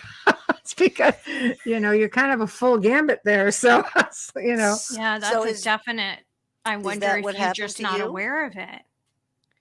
Is that what happened to you? You were abducted, and then you found that all these different things became alive inside you? I've been very gifted. Well, I'm not telepathic by any means.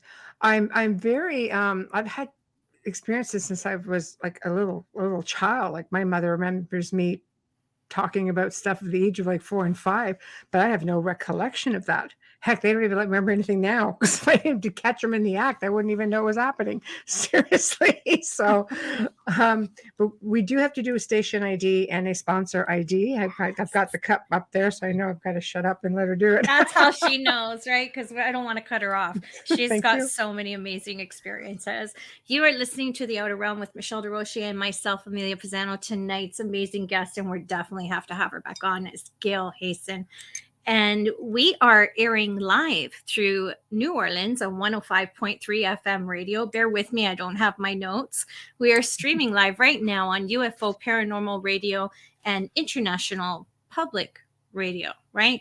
UFO Gods and Extraterrestrials Radio. There are many radios that we are streaming on. Come join us in the chat. If you're just tuning in, give us a half hour and come back and listen or watch from the beginning, because you don't want to miss any of it.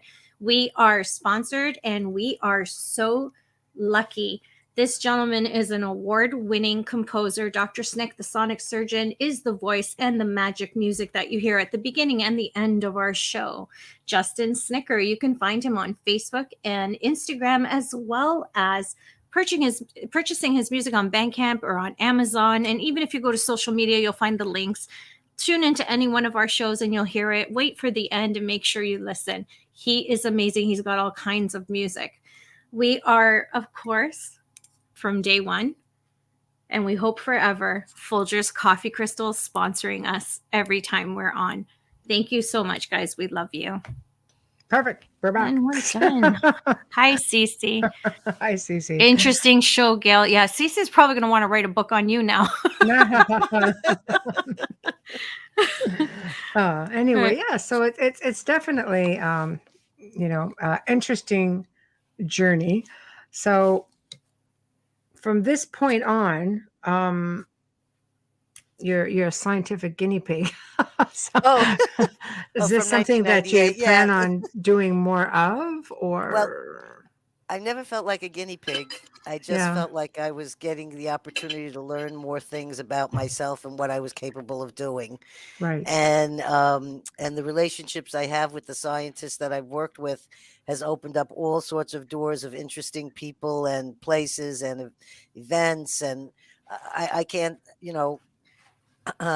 I realized I did do a lot of, a lot of this was all volunteer, Right. but I feel like I got back much more things than money from being involved these 20 years with these different It gives scientists. you more credibility working with the science community also. It does. I get, well, when people read the bio, they get impressed, Yeah, the bio It is helps, but impressive. You're impressive, Gail. Like yeah. you're so humble and really salt of the earth. And I love that about you, because most Uh, people who have just a third of what you are not like that at all.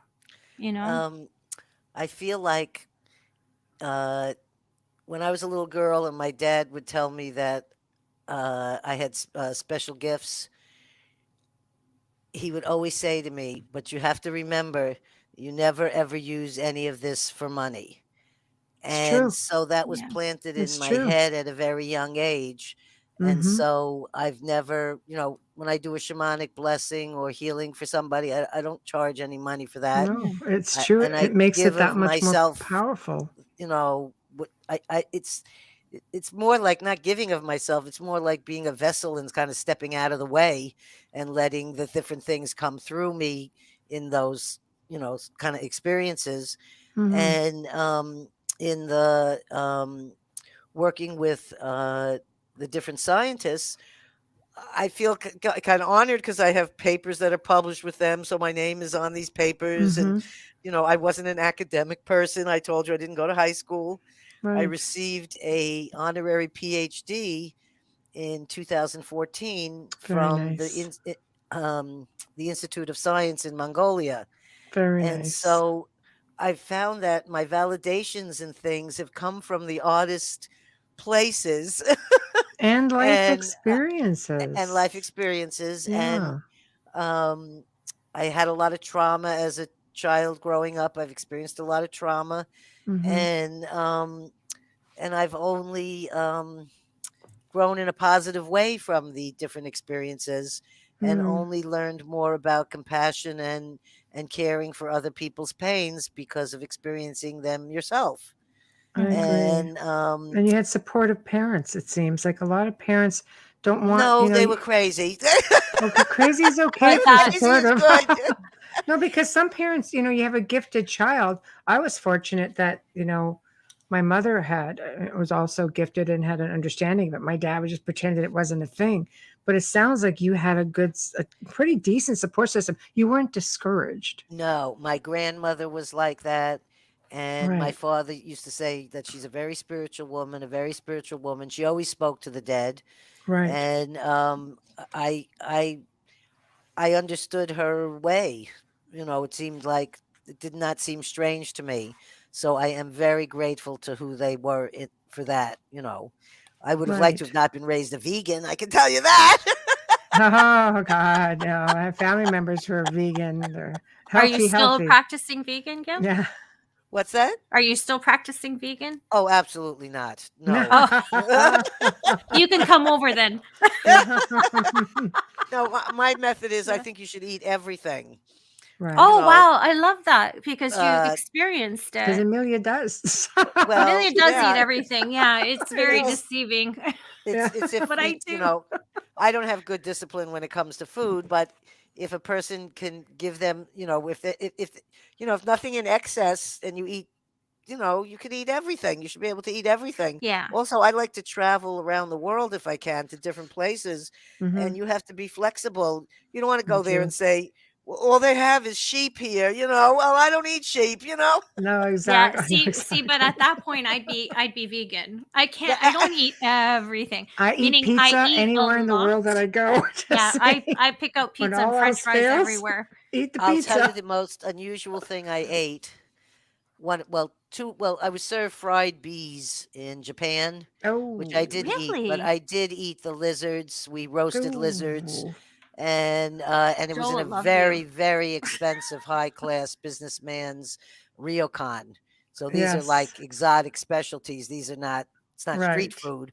No. And Right. but the most unusual one I had, which I didn't know that that's what I was eating, and had I known, I probably wouldn't have eaten it.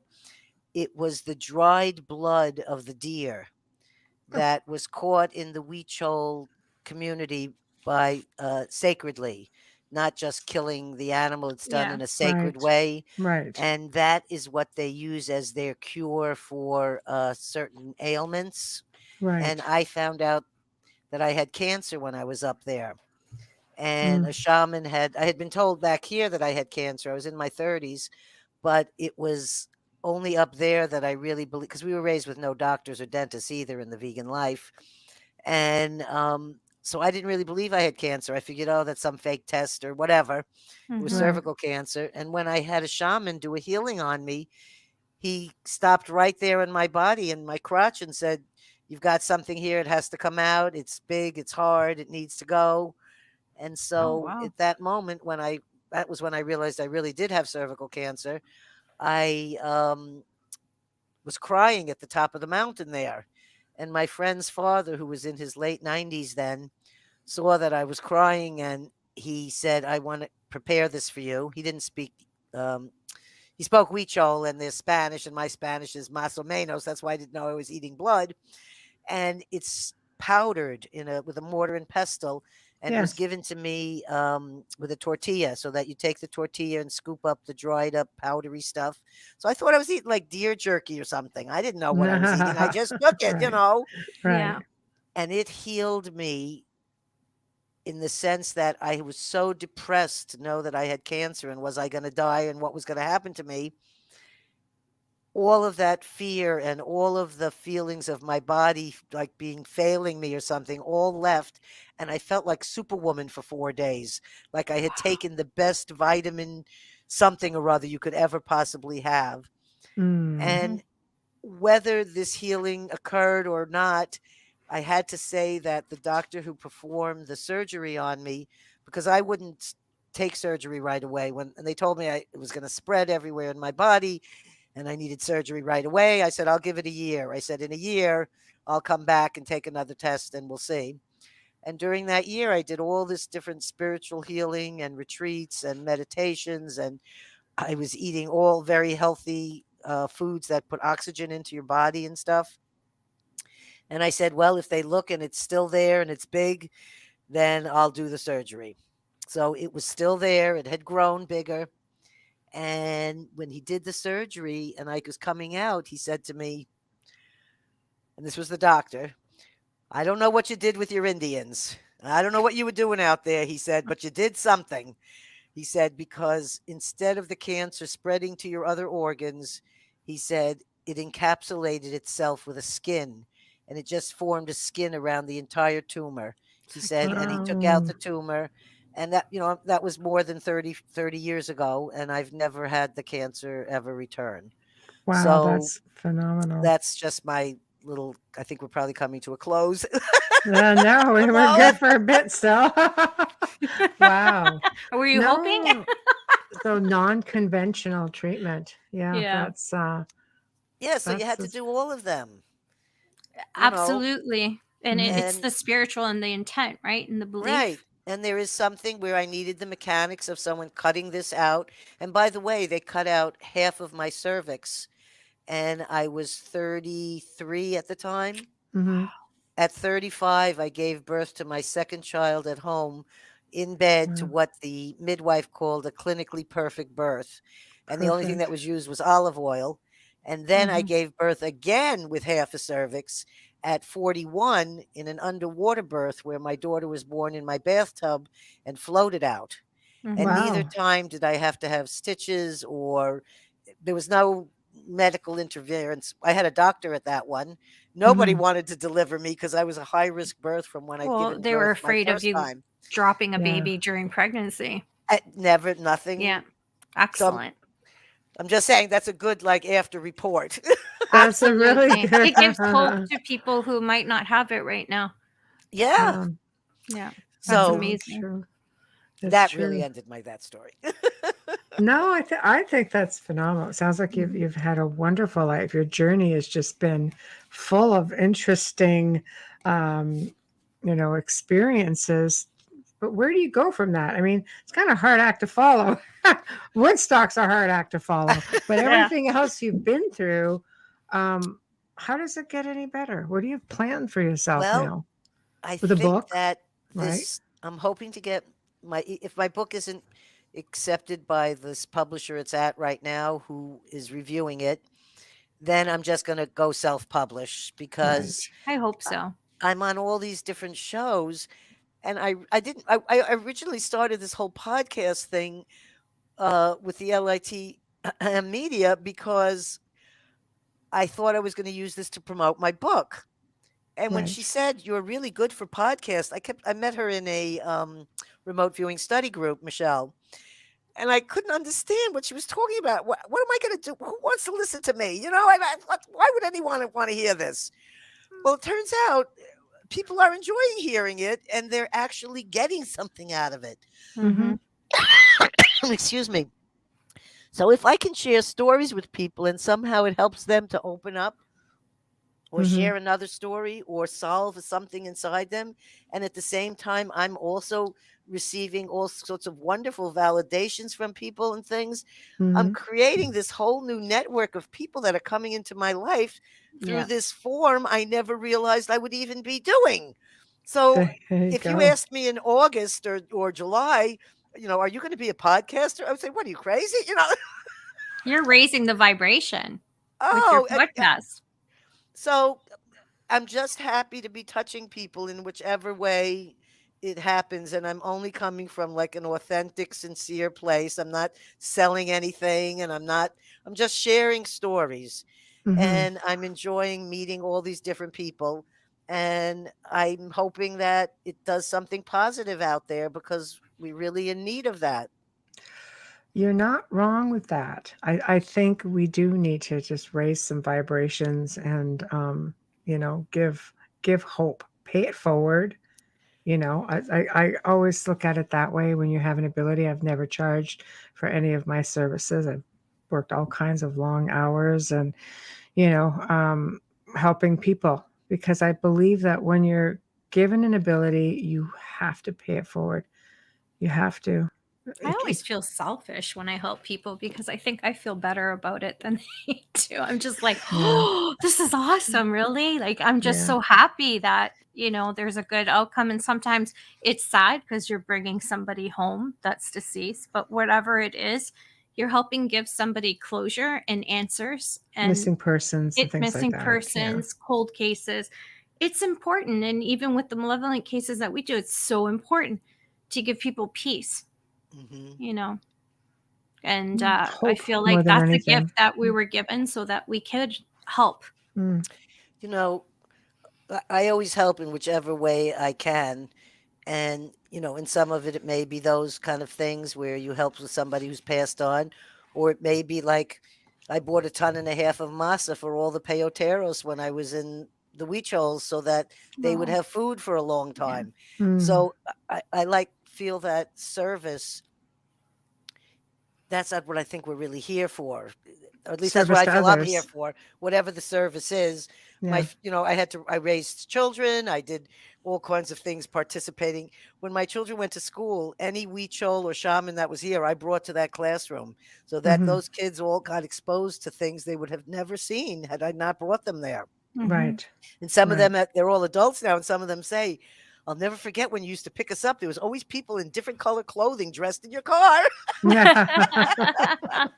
That's okay, though. That's a great experience. That's culture, kids. That's culture, damn straight. Yeah. It's true. It's true. Everything's so regimented. But no, I think it is about service to others. There's too much service to self individuals out there. And, I think it is really important to serve others and to continuously pay it forward. I've had people say to me, well, I want to repay you somehow. And I'm just like, pay it forward to someone else. That's how you can repay. Pay it forward. No matter how small, just do that. And I think with that being said, if everybody did even one good gesture every single day, everyone, just one little thing. Can you imagine? Abundance, and it makes more abundance. Yeah, exactly. I just want to give a shout out to Sherry, because Sherry, you help a lot of people as well. Yes. You do a lot. Yes, exactly. We love you. No, exactly. Yeah. So thank you. You're very, very, you're very sweet. Thank you. It's a nice compliment. But you know what? I think, with that being said, we can agree to disagree. Some people out there, I don't begrudge anybody for doing, being gifted and doing what you need to do. We No. are all on different journeys. We all have different paths, and that's where we leave it. Right. Oh, no, I don't judge for, there are Yeah, people that yeah, it's their bread and butter, what they're doing, and yeah, they need to do that. And yeah. that's their energetic exchange. I'm just Yeah. saying for me, my Yes, personal thing, yeah, and it was from being raised by my dad saying over and yep, over again, don't ever do that. Don't yep. ever do that. Yeah. And so that's my, just like being told, brush your teeth, brush your teeth. Exactly. Yeah, I understand that. I understand that completely. I remember when I started this and I was just doing just the readings like people start a little bit because I really shut down when my daughter was growing up to keep her protected. And I remember not being able to take money. And I don't criticize anyone who does. No, I no. just didn't feel comfortable. I felt sick, physically ill taking Mhm. it. And then I started asking them to donate it to charity because I do a lot of bereavement reads for people who've lost their children. And I would always say to them, well, Oh, just put it towards Sick Kids Hospital or put it towards whatever charity, you feel comfortable with.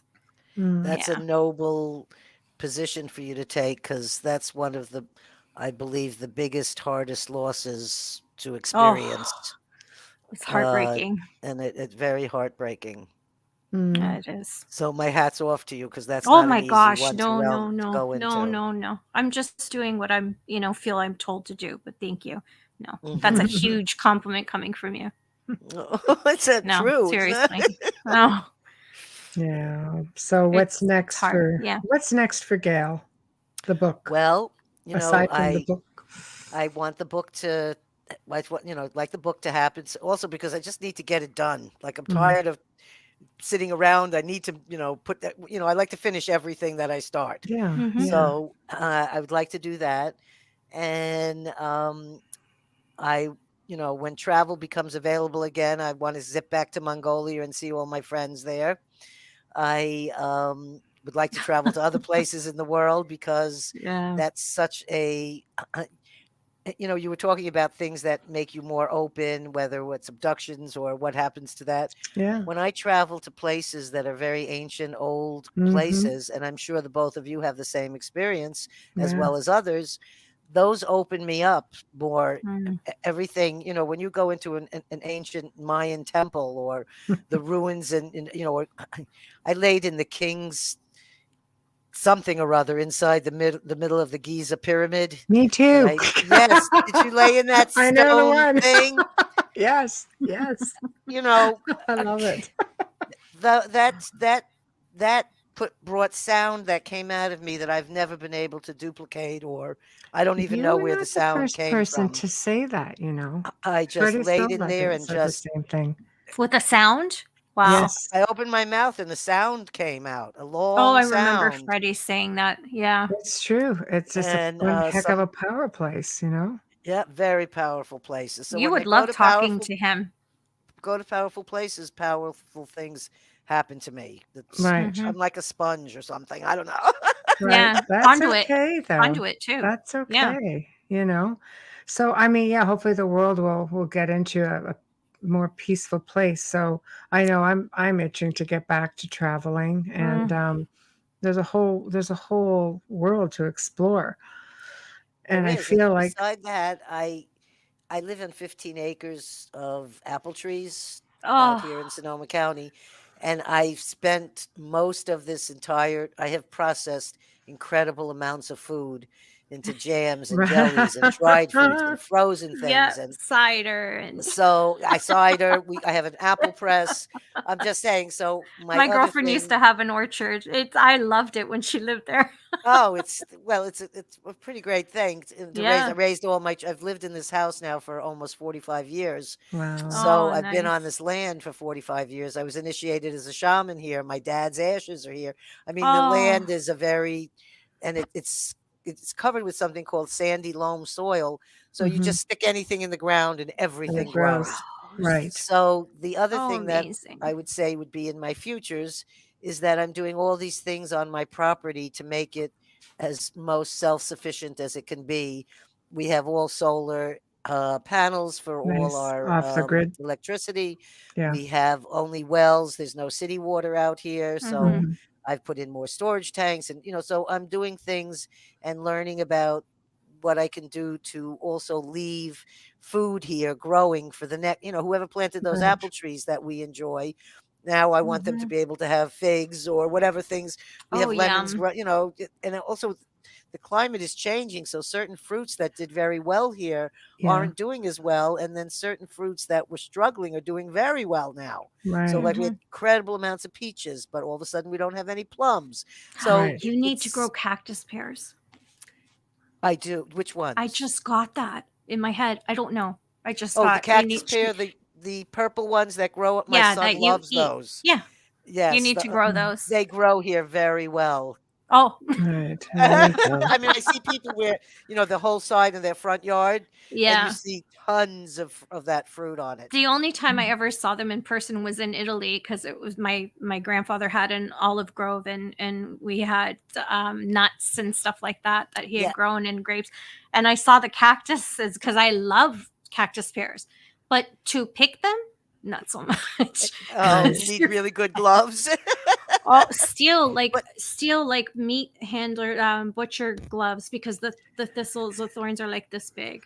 The other thing that's we grow here, we have walnuts, and it is the area, walnuts, persimmons. I planted grapes, so I make all this Concord grape jelly. So whenever someone's a guest on my show, they get a homemade banana nut bread and a jelly. Very nice. I'm coming. Very nice. I just saw a question about what the King's Chamber was. We have a originally. couple of questions for you. So that's the first one. I just, because of these internets, I met someone from Egypt, an Egyptian professor who taught here in the United States. And I wish I could remember what he told me, because I can't answer the question because I can't remember. But he did tell me what the chamber was for. Oh, you don't remember? Do you have your podcast in archive? My podcast, the ones that he's not coming on until I interview him next month.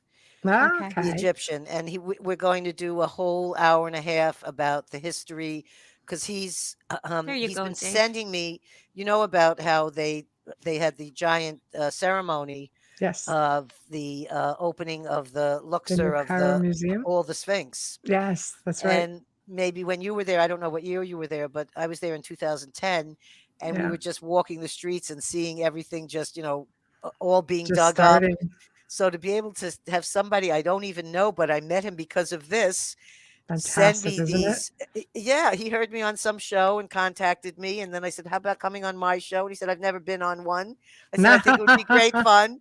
And so he's been sending me the material and the photos, and it's going to be a fascinating show about the history of different parts of Egypt. Very cool. That's beautiful. That's beautiful. Okay, here's a paranormal question for you. I'm doing an investigation in Radisson, a 10-year-old child spirit who loves hide and seek. Any advice on how to get his confidence to come forward?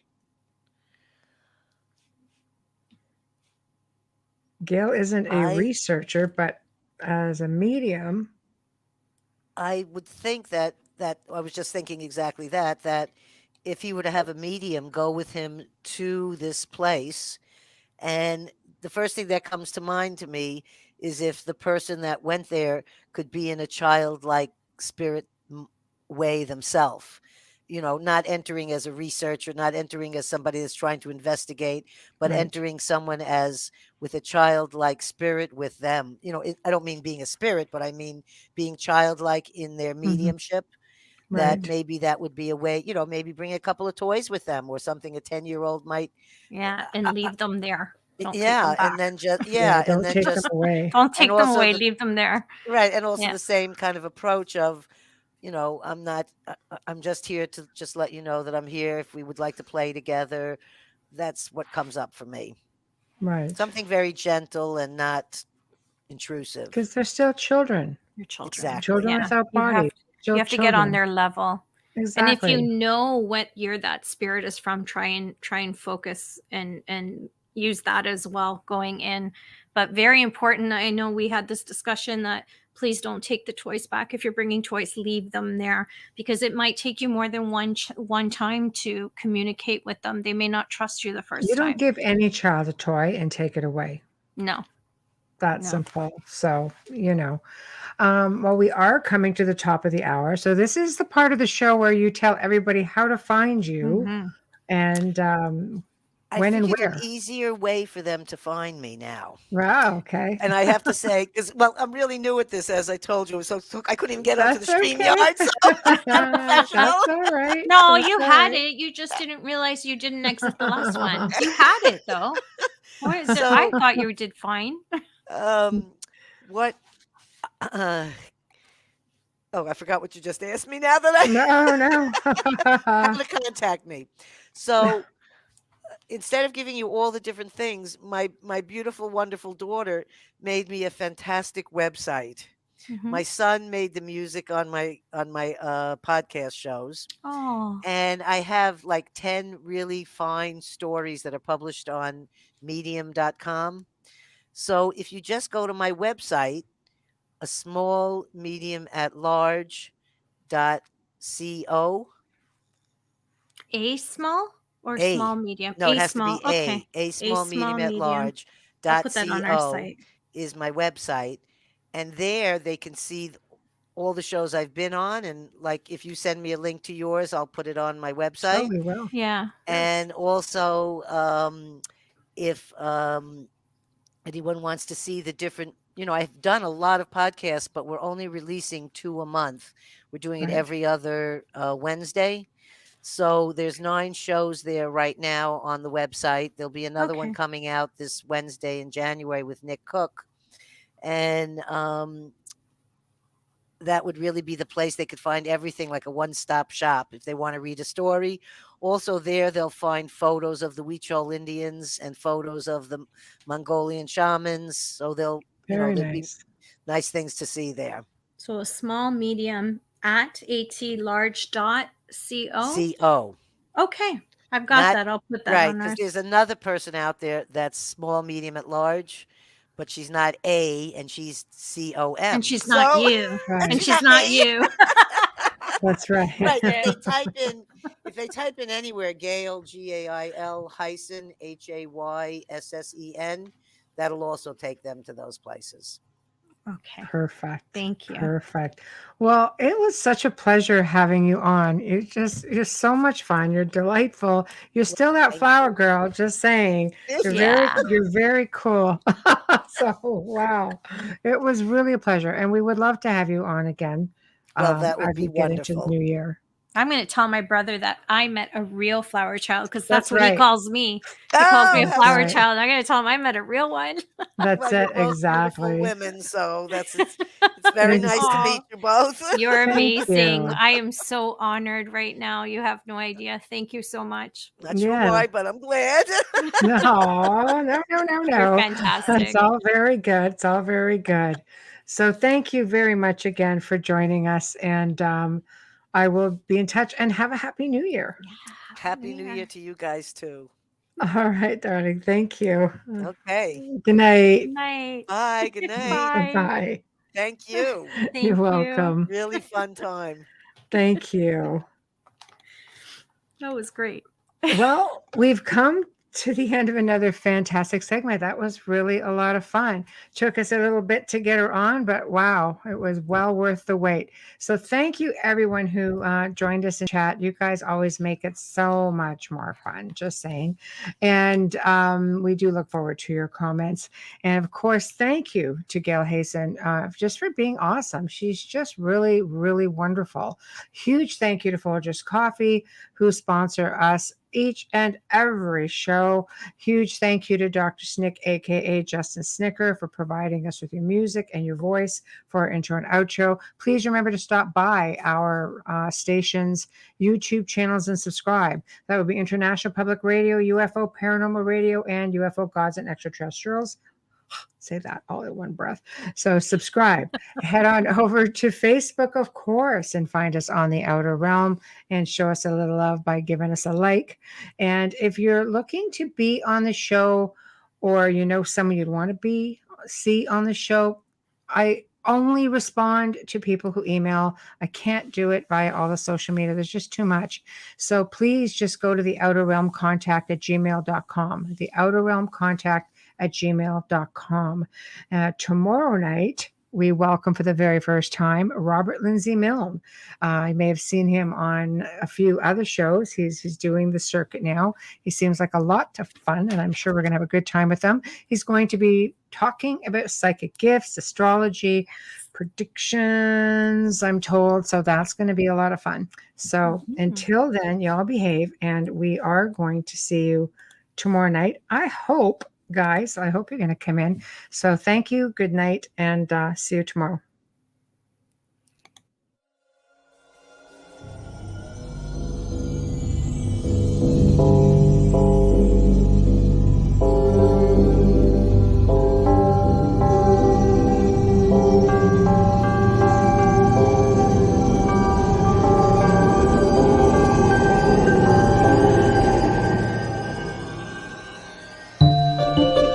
You have been listening to The Outer Realm with Michelle DeRoche and Amelia Pisano, airing live every Wednesday and Thursday evening, 9 to 11 p.m. Eastern, 8 to 10 p.m. Central, on the United Public Radio Network, 105.3 FM in New Orleans.